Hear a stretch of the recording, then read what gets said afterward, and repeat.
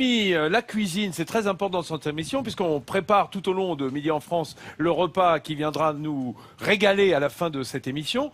Et j'accueille aujourd'hui un ami qui est venu de pas très loin, de Mougins. C'est Denis Fétisson, le chef. Salut Denis. Comment vas-tu? Ça va et toi? Plaisir de se voir.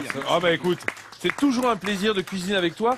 Quelle est la recette que l'on va préparer aujourd'hui? Parce que je vois que tu as apporté ces premières asperges. Les premières asperges, elles viennent de Malemort. C'est où? C'est du côté de la vallée de la Durance, ça? Voilà, c'est exactement ça. Ouais. C'est dans le Vaucluse. Elles ont un gros calibre, comme tu peux les voir. Elles sont belles. Et puis juste à côté, il y a les petites sauvages que je suis allé ramasser ce matin avant de venir vous voir. J'ai 2-3 coins bien secrets où je retrouve. Oh là, ça y est. C'est comme les coins à champignons, ça. Hein? C'est exactement la même chose. Exactement. Voilà. Et puis on va se les faire blanchir avec une petite réduction de fond blanc, les citrons de menton. Qui sont là d'ailleurs. Voilà, qui sont là. Une pomme de terre macaire, qui est une recette classique française. C'est pas mal ça. Ça, c'est pas mal. Hein. Même si vous ne retenez pas le reste, la pomme de terre macaire, ça plaît aux enfants, je peux vous le dire. Hein, c'est une patate améliorée. Hein. Ouais. Vraiment, on va vous en dire plus au cours de l'émission. Ah bon, tu préfères que je cuisine tout de suite? Et je suis d'ailleurs étonné qu'il n'y ait pas des œufs en chocolat pour on peut pas tout avoir. Ah bah dis donc, la Pâques, tout ça. Les asperges. Regarde, il y a des œufs en patate. Très bien. Regarde, là, la forme, hein, bien. Oh. Qu'est-ce qu'on en fait de ces pommes de terre? Pommes de terre cuites au four. On les met alors? Allez, on les met. Vas-y, mets-les dans le four. Pour retirer toute l'humidité de la pulpe de la pomme de terre. Voilà, ce sont des grosses pommes de terre qu'on met au four telles quelles et on va travailler la pulpe. C'est ça? Oui, tout à fait. Et je suis contente que tu travailles les asperges, parce que l'asperge, elle est bourrée de vitamine B9 et c'est l'ami des femmes enceintes. B9? Oui, B9. Ah, c'est bon pourquoi ça? Bah, c'est pour les femmes enceintes, c'est excellent, et puis elle est aussi très bonne pour tout le monde. D'accord, donc nous on n'en mange pas alors? Mais si. Mais ce que je veux dire, c'est que pour le développement du fœtus, c'est bon aussi. Voilà, du bébé, c'est bon pour évidemment pour tout le monde. Mais voilà, c'était le petit plus de l'asperge. T'as pas essayé toi? Moi je sais pas, mais bon. Toi tu l'as perdu. Ah, t'as tout perdu, je sais pas comment ça fait. C'est moi qui l'ai récupéré. Ceci dit, c'est diurétique aussi. Hein, donc, vous notez au passage que... il dit rien, mais au passage, c'est diurétique. Hein, mais enfin bon, c'est pas du tout le même sujet. Tu épluches en retirant un petit peu les petites pointes qui sont autour pour avoir Pourquoi? Mais c'est purement esthétique en fait. Hein, Ah bon, parce que c'est très comestible. C'est très comestible, exactement. Mais là, du point de vue esthétique, tu vois, j'essaye de mettre en valeur la tête de l'asperge, qui est super jolie.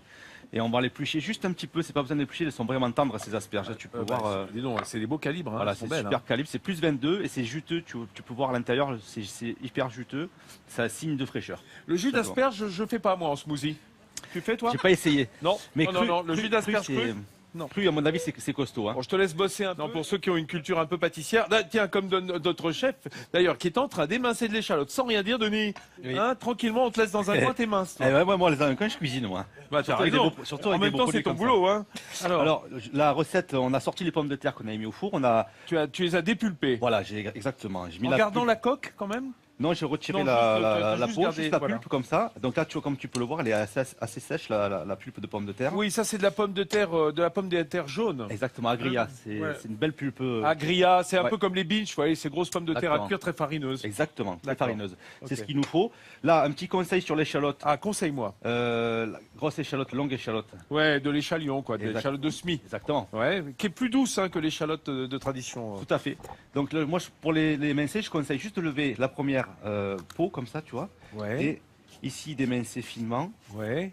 La tourner comme ceci. Et hop, et là on émince. Et je trouve ça beaucoup plus facile parce qu'on n'a pas de hauteur. Que de la faire entière. Exactement. Que de la faire en hauteur. Sinon ça se barre. Sinon ça se barre. Parce que on va dire les cailleux, enfin les différentes couches, elles ont tendance à bouger. Alors voilà, ça tu le mets dans la pomme de terre. C'est le début de notre pomme de terre macaire, ça. C'est ça. D'accord. Et là, pomme de terre, échalote finement ciselée, piment d'Espelette. Un peu de sel. Alors là, tu as préparé des pommes macaires. C'est-à-dire que tu as... Remontre-moi comment tu fais exactement. Alors, pour rouler la pomme de terre. Les pommes de terre qui sont sorties du four. Un petit... à la main. Échalote ciboulette, piment d'Espelette. C'est un peu comme les doubichous de Sofia, ça. Voilà. Vous vous souvenez, pas vu les rouler à la main. Oui, d'accord. Alors, voilà, tu fais comme un petit crottin de chavignol. Voilà, un petit fromage. Galette. Et ça, dans la farine. Dans la farine, panure à l'anglaise. Panure à l'anglaise, c'est-à-dire farine d'abord, bien époustée. Enfin, en tout cas, voilà, on la tapote un peu. Dans le jaune, dans l'œuf battu, assaisonné. Hop, et dans la chapelure. Et parfois, il y en a même qui repassent dans la farine, puis à nouveau dans l'œuf. Pour faire une croûte un peu plus épaisse, mais là... Qui tienne mieux à la cuisson. Ça, voilà. Alors là, cette chapelure, c'est une chapelure de quoi, ça? Chapelure de pain de mie séché, tout simplement. Voilà, de pain de mie séché. Et ça, on va le faire frire? Ça, on va le faire poêler. Poêler. On peut le faire frire aussi. On peut le faire frire directement dans la friteuse. C'est pour ça que des fois, ils font double panure, comme tu dis, pour que ça tienne à la cuisson. Mais là, vu que c'est poêlé, on prend moins de risques. Dis donc, tu mets pas tes asperges à cuire, jamais Mais non, parce que les asperges vont cuire en 10 secondes. Oula! Ouh là là là là là là là là. Cuire de peur. Pour reprendre les vertus de l'asperge, pour que vous me dites si je me trompe, mais au moins on les cuit, au plus ça va conserver les C'est un petit peu le cas de quasiment tous les légumes. Hein. Voilà. Il ne faut pas trop les cuire. Donc on va les flasher vite fait dans l'eau bouillante. Sauf les morilles, on le verra tout à l'heure, parce que les morilles, c'est un autre sujet. Ouais, mais c'est un autre sujet. Très mode, hein. On est très mode, Denis, tu as remarqué. Ouais, lui, je vais te dire, il est concentré sur sa pomme macaire. Alors évidemment, quand on la fait à la poêle, si on la met en friteuse, ça va dorer de tous les côtés. Mieux. Là, à la poêle, tu es forcé de commencer par dessus-dessous et après de tourner un peu contre le bord de la poêle ou de la sauteuse. Exactement, avec un peu de gras. Qu'est-ce que tu as mis dans cette sauteuse? Bouillon de volaille, beurre. Ouais. Voilà, pour faire un petit bouillon pour enrober mes asperges. Bah et je vais ajouter la petite brunoise de citron de menton que j'ai fait tout à l'heure. Alors cette brunoise, c'est donc juste émincé finement en tout petit dé, c'est ça la brunoise. Exactement. Tu vas la rajouter à quoi, ça? Un petit fond blanc là-bas, tu vois, pour rouler mes asperges dedans. D'accord. Tu rouleras les asperges dedans. Ouais. Voilà. Tu vois, ça va infuser le fond blanc, ça va donner un goût de citron frais. Mais tu laisseras la brunoise ou tu vas le filtrer? Je la sers. Non, je la sers. Ouais. Tu la sers avec. Ouais. Ah, il faut savoir, hein, c'est... tu avais blanchi les zestes ou pas du tout? Pas du tout. Non, surtout cru, parce que ça, c'est d'une tendreté irréprochable, ça. Ah oui, regardez. Tu le manges tout seul, ça. Voilà. Ah oui. C'est fabuleux, ça. Ah, tu le manges. Tu sais que toute la pectine se trouve quasiment dans la peau. Hein. Non mais c'est incroyable parce que pas fort du tout. On dit toujours qu'il y a que les kumquats dont on peut manger en fait le zeste tel quel, et le citron de menton c'est très doux, très parfumé bien entendu. Là je pense que pendant 3 jours je vais vous parler citronné, mais ça va très bien. Hein. C'est bien mieux de croquer une gousse d'ail. Hein. Ah c'est mieux que de croquer une gousse d'ail, ça je suis d'accord avec toi. Ouais. Et pour toi et pour les autres. Ça c'est merveilleux. Alors là les asperges dedans. Tu les as mis en tronçons. En tronçons exactement. D'accord. Donc on va juste les réchauffer. Elles ont été blanchies. Elles ont été blanchies 30 secondes. Enfin quand tu dis 30 secondes c'est vraiment 30 secondes. Ouais 30 secondes. D'accord. À eau bouillante. Hein. Eau bouillante, voilà. Histoire de les casser un peu, mais on va les finir là-dedans. Tu vois, elles vont se rouler avec un peu de fleur de sel. Ouais. Voilà. Et c'est fini. Voilà, c'est fait. C'est fini. La recette elle est prête. Nous, notre table, elle est pittoresque. Elle est belle. Franchement, mesdames, messieurs, regardez cette belle table, ce beau buffet préparé par Denis Fétisson, notre chef qui vient de Mougins. Alors, évidemment, les asperges.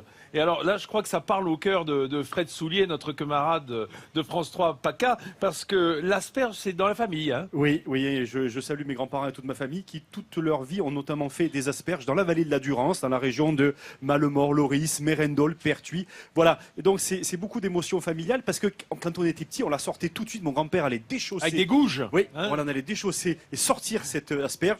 Vite, on la lave et on la croque et on peut la manger. C'est un bonheur. Comme ça, là, tac. Eh ben moi, j'embrasse ta grand-mère et je lui souhaite pas trop de mal au rein. Ami Dédé, on te fait un gros bisou. Cueillir les asperges, c'est terrible. Ouais, hein. Et moi, ma grand-mère, elle faisait du poireau, mais c'est comme mieux de faire l'asperge que de faire le poireau. Non, merci Olivier. Sans aucune trivialité, je me permets de te répondre que l'avantage de l'asperge, c'est que la terre n'est pas gelée, alors que le poireau en Bretagne, en plus, il faut aller casser la motte de terre pour parfois sortir les poireaux, c'est terrifiant. Mon cher Denis, on va ensemble regarder la façon dont tu as cuisiné ces asperges avant de revenir à notre table. On a fait un petit clip de ta recette. Allez, allons-y. Regarde les images. Voilà, tu peux commenter. On a démarré en pelant légèrement, enfin en tout cas en préparant les asperges vertes. Voilà, petite brunoise de citron, ça c'est le citron de menton, la ciboulette pour aller dans la pomme de terre qui a été cuite au four. Ouais. On mélange tout ça, râpé de muscade, j'ai rajouté un jaune d'œuf mélangé à la main. Voilà, oui, c'est l'œuf qui va lier la pomme de terre. Exactement, voilà.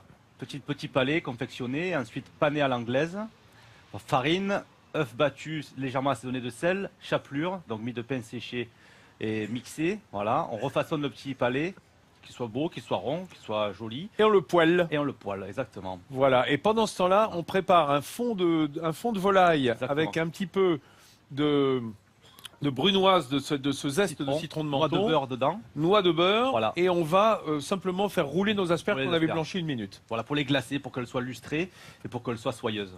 Alors, c'est une recette absolument magnifique. Évidemment, je vous dis pas, c'est fonction de la qualité de l'asperge. Et là, on a les premières asperges de Durance qui sont un joyau de la Provence, du printemps provençal tel qu'on l'aime. Ouais. Et on a également des morilles.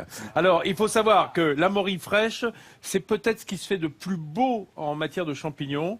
Mais on le disait tout à l'heure au cours de l'émission, vous l'avez peut-être manqué, la morille fraîche, il faut qu'elle soit cuite. Absolument. Bien cuite. Et séchée, c'est encore mieux parce que quand elle a été séchée, elle perd aussi son côté hémotoxique.